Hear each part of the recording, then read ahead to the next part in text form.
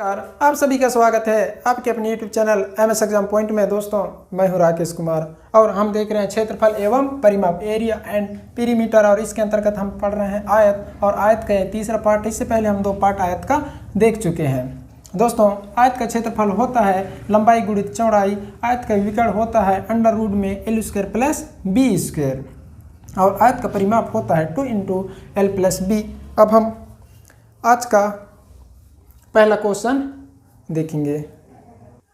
आज का पहला क्वेश्चन है, क्वेश्चन कहता है एक आयत की लंबाई में 20% की वृद्धि व चौड़ाई में 10% की कमी करें तो क्षेत्रफल में कितने प्रतिशत परिवर्तन होगा। देखिए, यहाँ क्वेश्चन में दिया हुआ है आयत की लंबाई में 10% वृद्धि और आयत की चौड़ाई में 10% की कमी।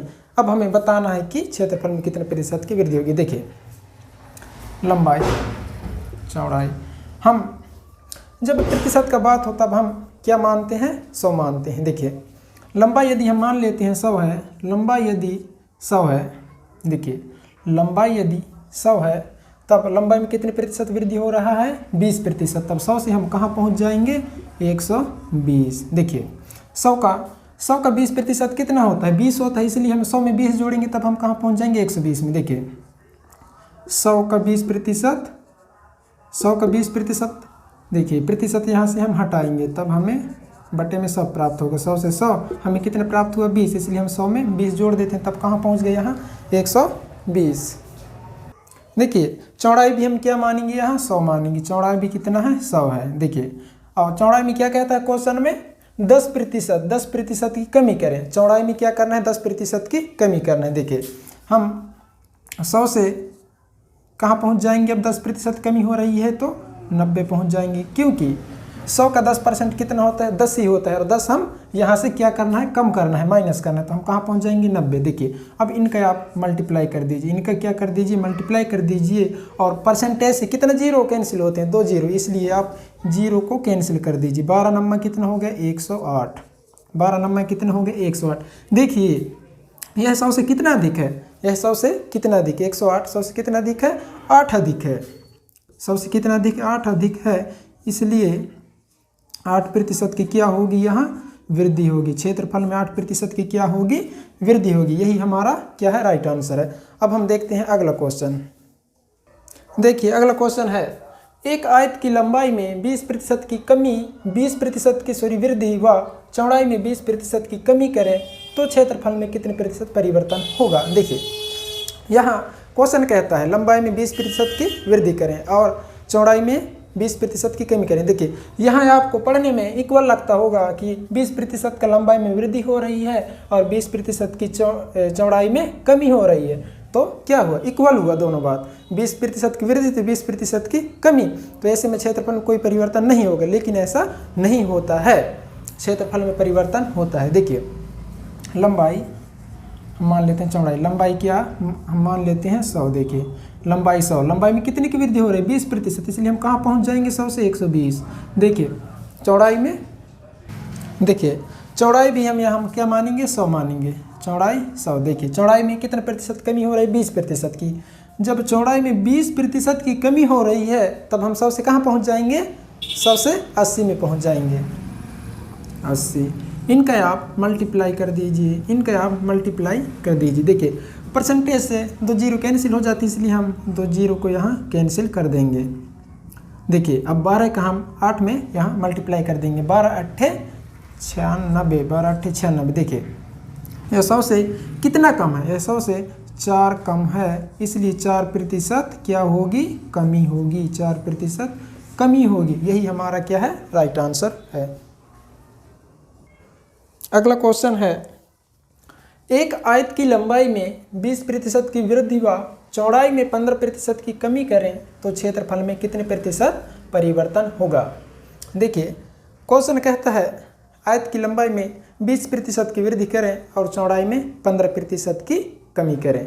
देखिए, लंबाई और चौड़ाई, लंबाई हम मान लेते हैं 100 है। देखिए, लंबाई में कितना प्रतिशत की वृद्धि हो रही है, 20% की वृद्धि हो रही है, इसलिए हम कहाँ पहुँच जाएंगे, 120 में। देखिए, चौड़ाई भी हम क्या मान लेते हैं, 100।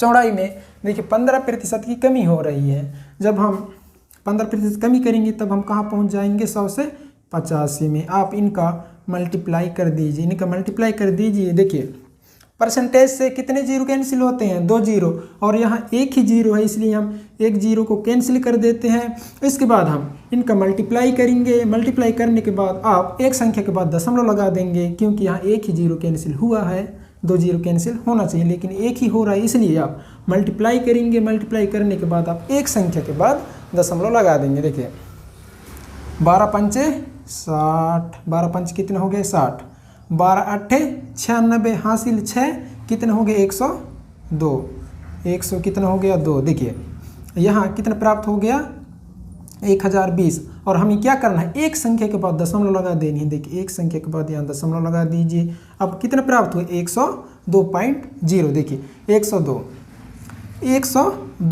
यह 100 से कितना अधिक है, 100 से 2 अधिक है, इसलिए 2% क्या होगा, क्षेत्रफल में वृद्धि होगी। 2% क्षेत्रफल में वृद्धि होगी, यही हमारा राइट आंसर है। अब हम देखते हैं अगला क्वेश्चन। देखिए अगला क्वेश्चन है और यह क्वेश्चन बहुत ही इंपॉर्टेंट है। देखिए क्वेश्चन कहता है एक आयत की लंबाई में 25% की वृद्धि कर दी जाती है, इसकी चौड़ाई में कितने प्रतिशत कमी की जाए कि क्षेत्रफल में कोई परिवर्तन ना हो। क्वेश्चन कहता है एक आयत है, उसकी लंबाई में 25% वृद्धि कर दी जाए, तो चौड़ाई में कितने प्रतिशत वृद्धि करें कि क्षेत्रफल में कोई परिवर्तन ना हो।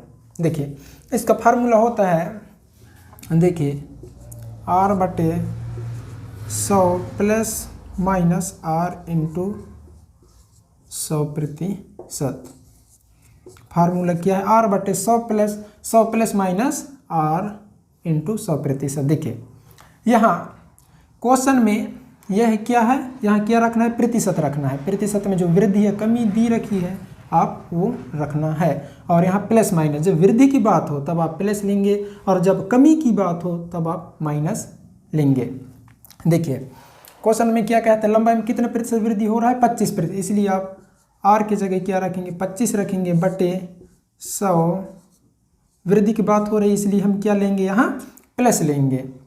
देखिए प्लस 25, देखिए प्लस में क्या करना है, 25 करना है, 25% की वृद्धि कर दी जाए। दोनों जगह आपको जो यहाँ दिया रहेगा उसको लेना है आर की जगह। देखिए इंटू 100%।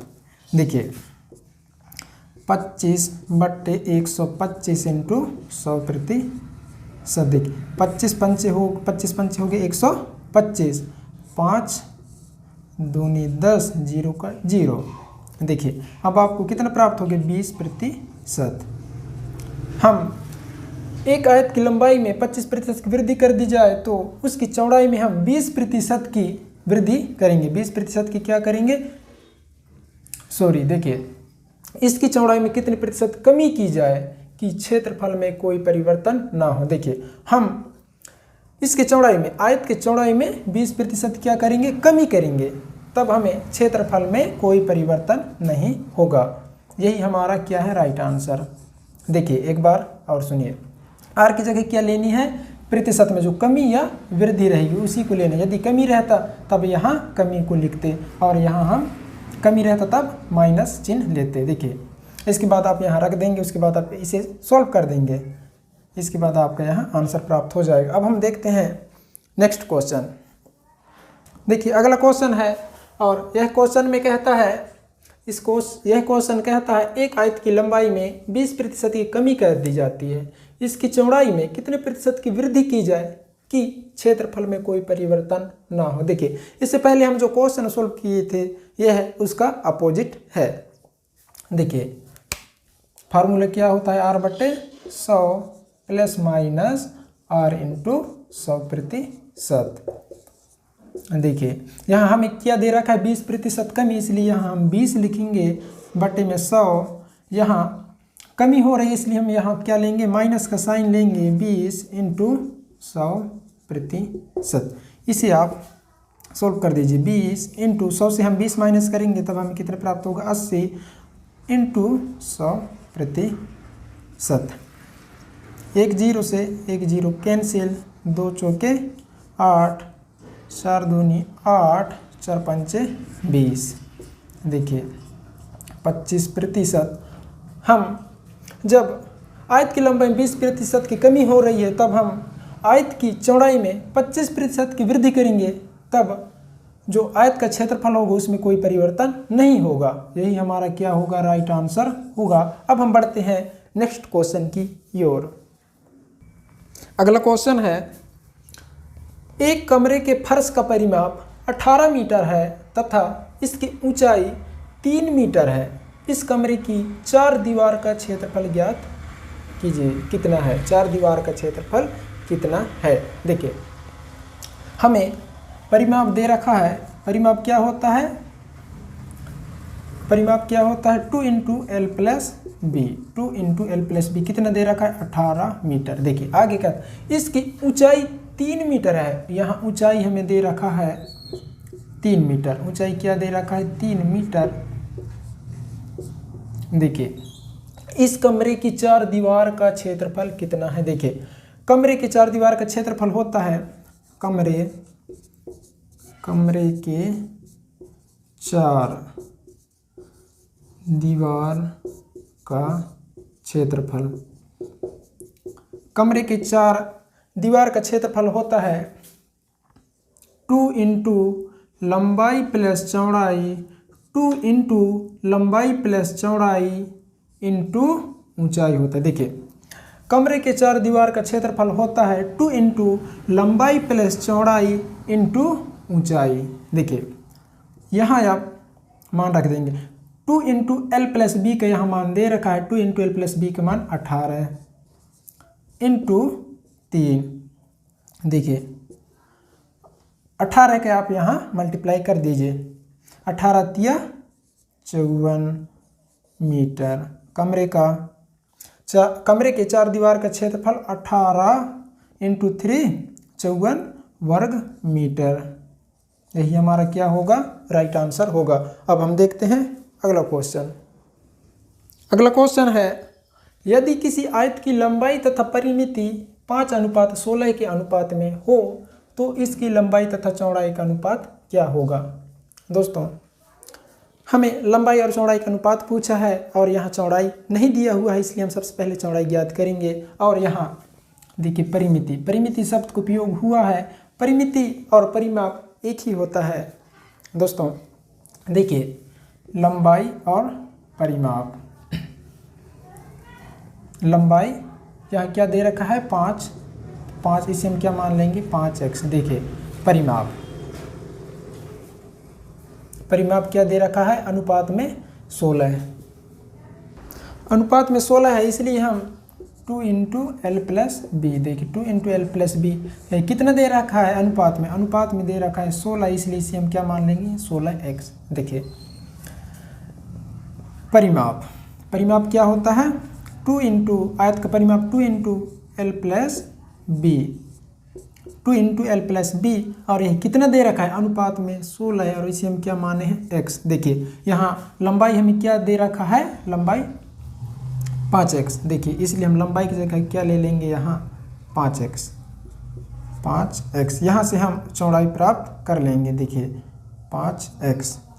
2 के यहाँ मल्टीप्लाई कर दीजिए। 2 पंचे 10x प्लस 2b बराबर 16x।